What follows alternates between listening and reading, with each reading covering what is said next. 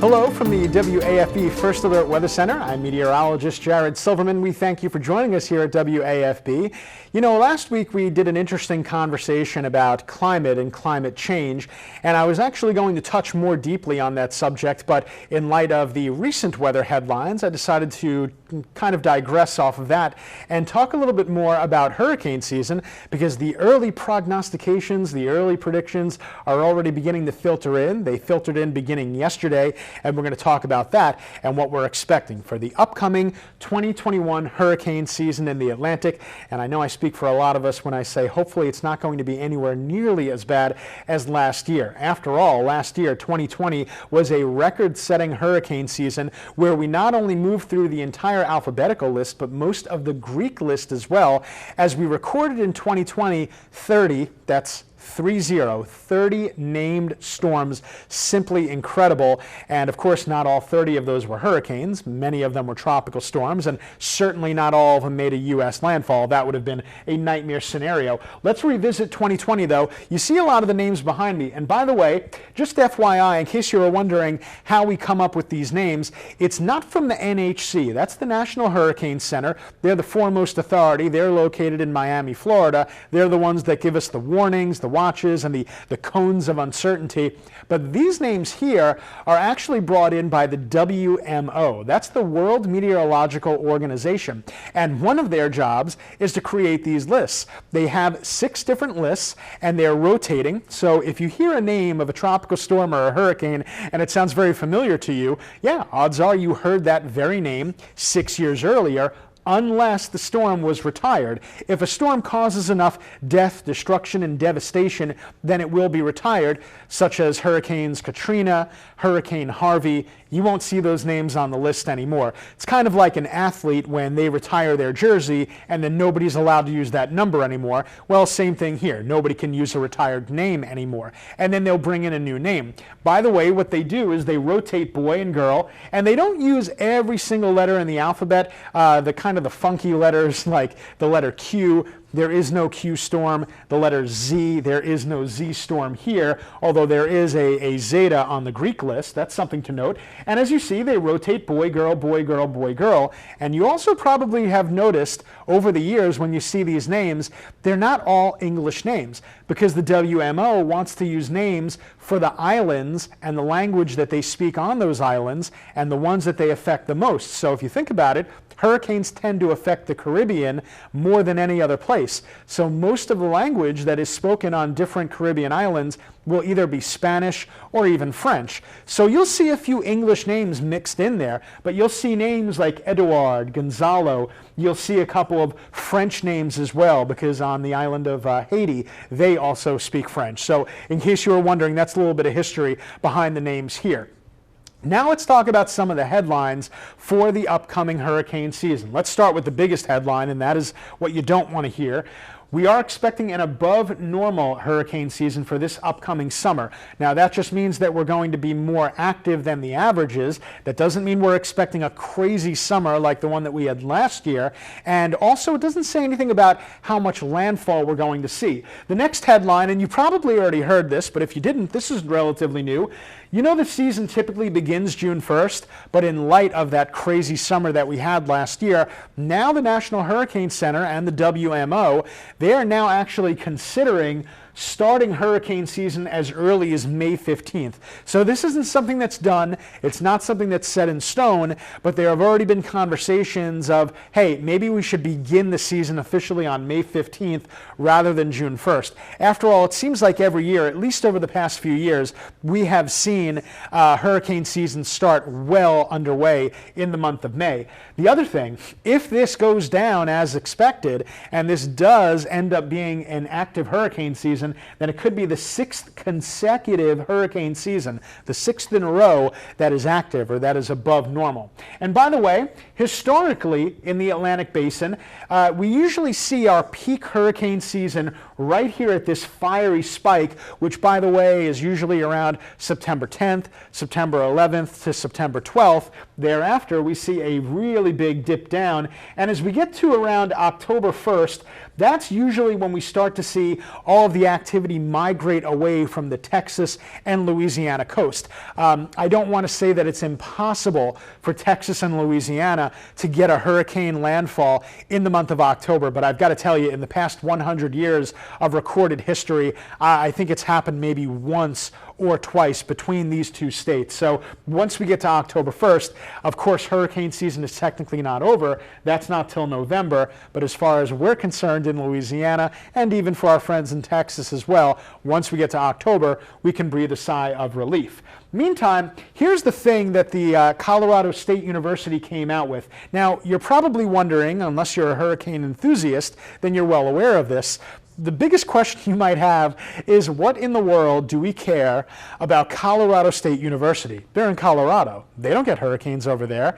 But wouldn't you know it, it just so happens that they have a team there, a team of meteorologists that are world-renowned, well-respected within the science community and the meteorology community, headed by Dr. Philip Klotzbach, who's been doing it for a long time, and his mentor was legendary. So this is basically the unofficial prediction that always comes out every year a little bit earlier than the National Hurricane Center, their prediction, which their prediction usually comes out a few weeks later in the month of May. So every single year, Colorado State puts out the first prediction for the Hurricane Center, for the hurricane season, and usually there's a lot of agreement. So if Colorado State is forecasting an above average year, we're pretty sure that the National Hurricane Center will follow suit, and they'll say the same exact thing.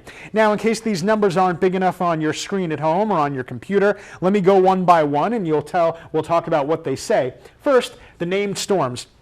You know, I was listening to the radio today and I heard some bad information. Sometimes you need a meteorologist, because I could tell the person talking on the radio was not a meteorologist. They saw this number here, 17. That's the predicted number of named storms that we're expecting for the year 2021. What I heard them say on the radio, though, was, hey, we're expecting 17 hurricanes this year. No, that's wrong. We're not expecting 17 hurricanes. We're expecting 17 named storms. So that means some of them are going to be tropical storms. They'll never become hurricanes. And named storm days, 80, that means 80 days we'll be dealing with these named storms in the Atlantic Basin. Now, of the 17, 8 of them are expected to become hurricanes. So the gentleman I heard on the radio here in Louisiana, that's what he should have said. Not 17 hurricanes, but 17 named storms.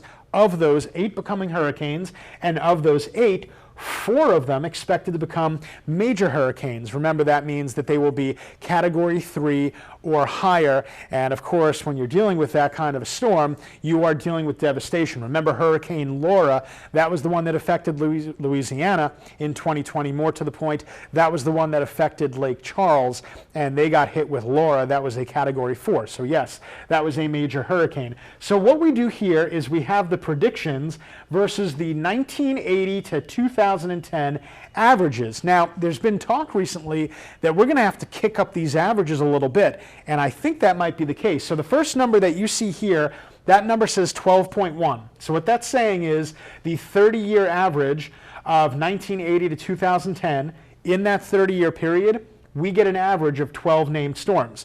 So we're expecting 17 this year in 2021. So that's 5 more than our average. Certainly that would classify as an active season. But there's one thing, of all the parameters you see here, there's one very subtle parameter that you don't see. And even though it's subtle, it's very, very important. Of all these numbers here, you don't see anything about landfall. Remember, landfall is purely speculation at this stage in the game. The only thing that we can predict are the number of storms, how many will become hurricanes, how many will become major hurricanes. But the one thing, and in my opinion, it's a pretty important thing, the one thing that this says nothing about is landfall. So don't get too hung up with the fact that we are expecting an active season. Remember, that doesn't necessarily mean we'll see all of these named storms make a landfall. And it certainly doesn't indicate that Louisiana is going to see a more active season, certainly not more active than last year. That's the other wrong thing that I heard on the radio today. Somebody said, oh, Louisiana's in for another rough year.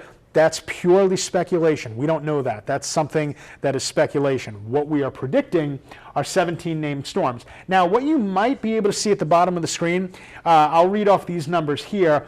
These are actually pretty important. There are some meteorologists, they will strictly judge a hurricane season based on this parameter right here. This is what's called ACE, ACE, accumulated cyclone energy. What this number basically does, it takes the energy of every storm that forms in the Atlantic in a given season, and it basically adds them all up and simplifies it down to one number. And that number basically tells us how much energy these storms have all produced when you add them all together. And a lot of meteorologists argued last year, even though we had 30 named storms, even though it was a record-setting year, there were some meteorologists that pointed to this number, the ACE, and they said, hey, the ACE is a little bit lower, so maybe technically speaking, the hurricane season wasn't as bad as we like to think it was. But again, different meteorologists will look at different parameters. Me personally, I'm very big on landfall. If we have 30 named storms develop and 0 of those storms make landfall, well then, as far as you and I are concerned, it wasn't that bad of a hurricane season. That only time will tell. But the Colorado State forecast for the ACE for this year is 150. The typical ACE is around 106. So what that's telling us is that we are 45 above our average as far as the accumulated cyclone energy. So that means we're going to have more energy. But of course, that is to be expected with the more storms that you're going to get. And the very bottom number is the net tropical cyclone activity, which they have at 160 versus an average of 116. So the bottom line is, this is the Colorado State University prediction.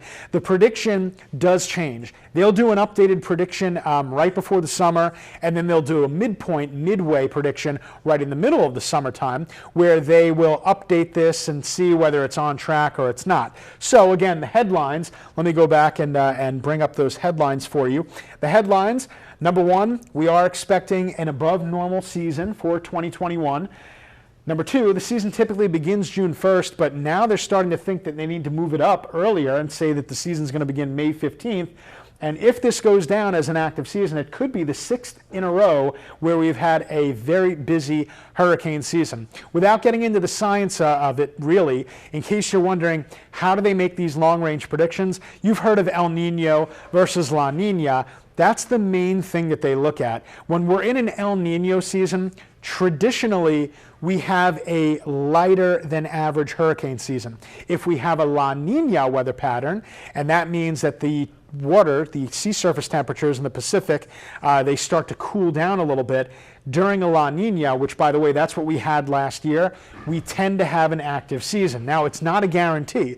So just because we're in this La Nina weather pattern and there is a total lack of El Nino, historically, that suggests that we will have an active hurricane season. But again, it's just an influencer. It's not the end-all, be-all. So these numbers that we have produced for you today are definitely not set in stone, but it's something to consider. And believe it or not, hurricane season will be here before we know it. Once again, from the WAFB First Alert Weather Center, I'm meteorologist Jared Silverman. We thank you and take care. Until next time. I'm Liz Coe. Thanks for checking out the WAFB YouTube channel. Hey, why don't you subscribe while you're here? Go ahead and click on that box and you'll get the latest updates on when we go live. Make sure you download the WAFB News app for the latest updates too.